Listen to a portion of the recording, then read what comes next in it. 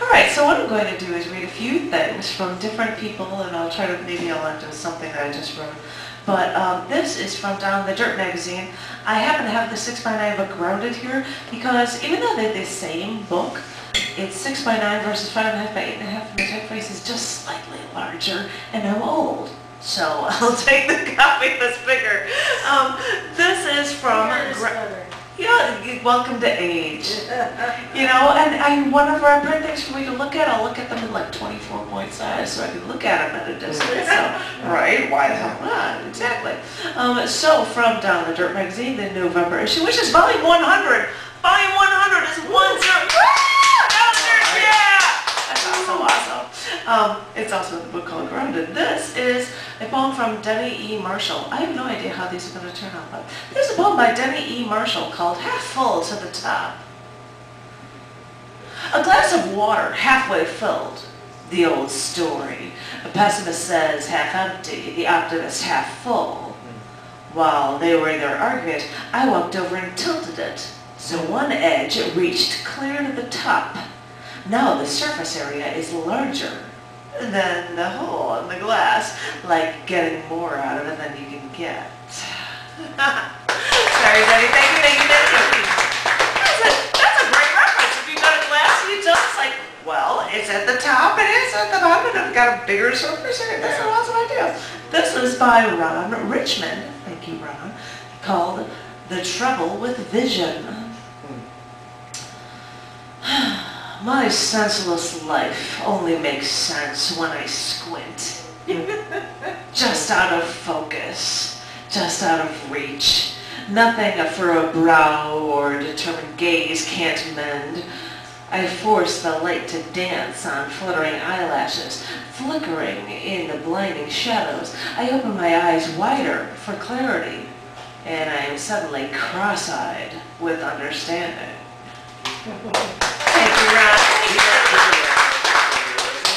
Pardon me? He's a pretty regular contributor. I know I've read Demi Marshall before. I mean, yeah, Marshall.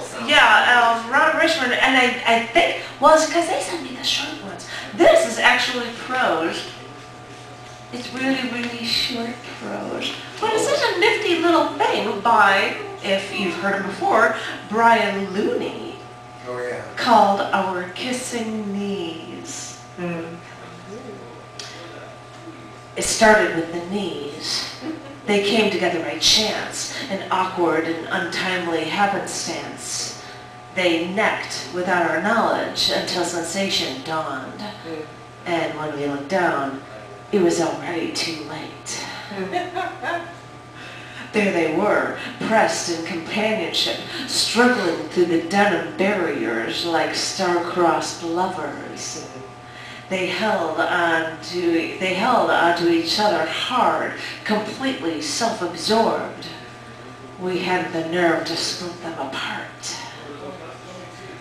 Then the thighs joined in.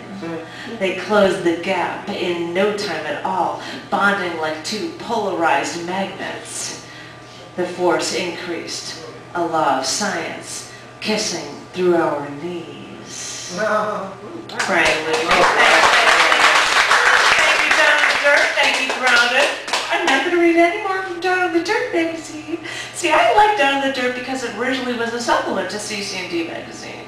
But it didn't start as its own magazine. So now you get just as many contributions for that one. Well, no, I get a ton of prose, and it's very, bless you, my darling. A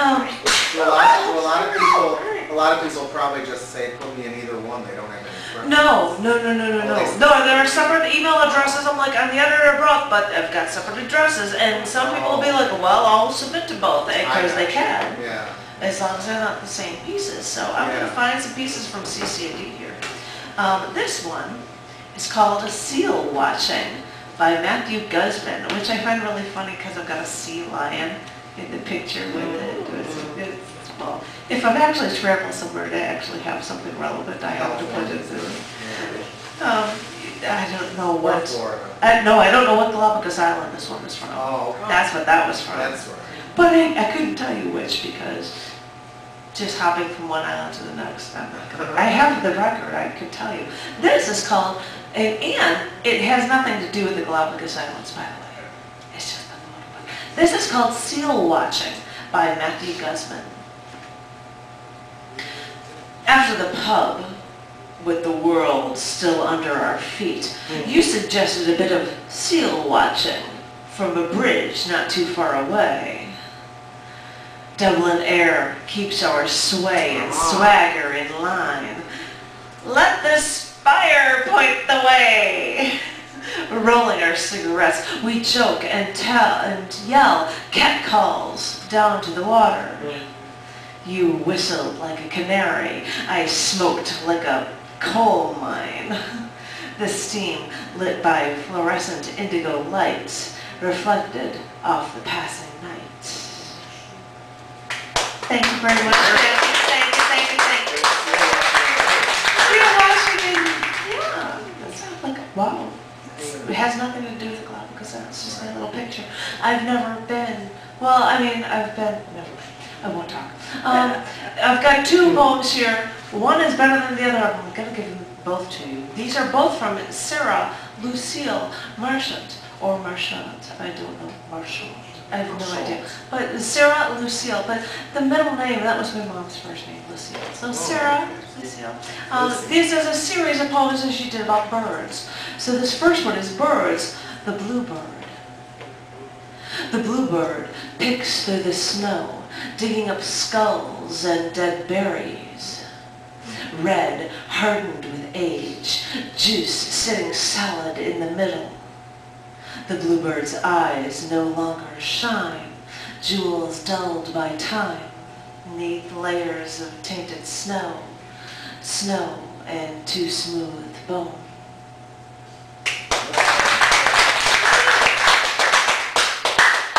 This one is called Blues. Birds. Not blues, birds. This one's called Birds, the Blackbird. The blackbird digs through the sky, picking apart blues and grays. The blackbird releases his spirit in a wisp, breathing our senses, breathing our shadows and dark.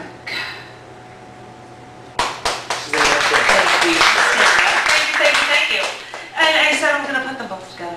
It just fits it there. Yeah. I'm going to end this cc&d, which is also No Return, which also has a short story, if I can find it, from Ned Haggard. Hey! Hi. This Letter House of Lambs, which I don't know if he's going to want it, but it's in here. It says it was work in progress. So I've got some, if I like something from the people I hear here, I'd be like, I want you in. So this is a poem by Emerald Scott called Advice. Just play with your kids. Reanimate ancient Happy Meal toys. Join them as they scrutinize SpongeBob episodes for every nuance. You love to wait in misery, the girlfriends say. Discover its finer points as you can write them down. Forget the man, blues poetry is out, they say. Just play with the kids. Thank you. No, just because I didn't want to read the ones that I had stuff in here. Unless somebody wants to hear my reading a poem of, I have no idea what I have in here. Page 28. Well, no, I'll put my stuff in there, but it's been long enough. I've heard it before. One by One, The Beech Trees Fell, if you guys want to hear that one. Yeah, I heard it. He says, oh, jeez Louise. Well, I was going to read, I'm still going to read these two new ones here, but this is a piece which is very appropriate if it was springtime, late May. This is called One by One, The Beech Trees Fell. I have lived at this grove all my life. The beautiful trees have always lined the roads. The beech trees even lined the drive to our home. Everything was blooming by the end of May when you came in from the coast to our home, and the war didn't touch here. Could hear noise in the distance one morning. He told me some trees have already been felled on the General Field Marshal's urgent orders. Rommel was sure an attack was imminent, and they couldn't leave trees for enemy hideouts, so they fell our trees, one by one. Looking out the front door, I saw our stripped land. These trees have souls, and no one mourns for the loss of a species with roots in this land longer than we. They didn't do this everywhere. I hear they left some trees up in fields so glider planes would be destroyed while landing. What lives are worth saving, I thought, as the soldiers continued doing their job after the beech trees fell.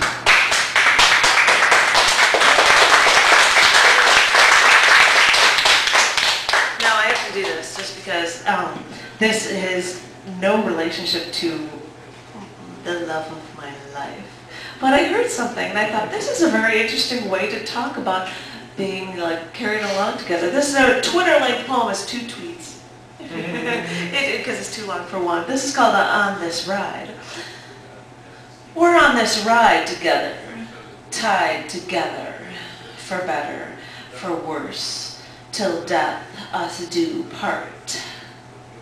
We've left for our fairy tale honeymoon, and we're the 2 tin cans tied together, for better, for worse, being dragged along for the ride.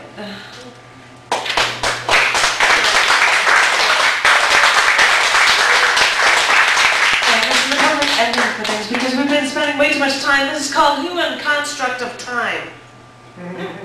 Because right after this we're going to have a little break and we're going to get, I've got a refill and we've got to get lots and lots of lots of drinks. And we'll have a phenomenal Miller feature. Yeah, and you're getting we're saving all our applause for you, young lady, when you're coming back. Hi, Mama. This is called human construct of time. Is this the best of times? Is this the worst of times? Or is this just one of those times? Only humans understand time. Where did all the time go, we ask? Time slips away as we search for ways to avoid looking old, to avoid death. If I ever saw God, I'd have to ask, how old are you? How much longer do you just sit there, observe? But time is a human construct. I sit here and think at times like these. Thank you.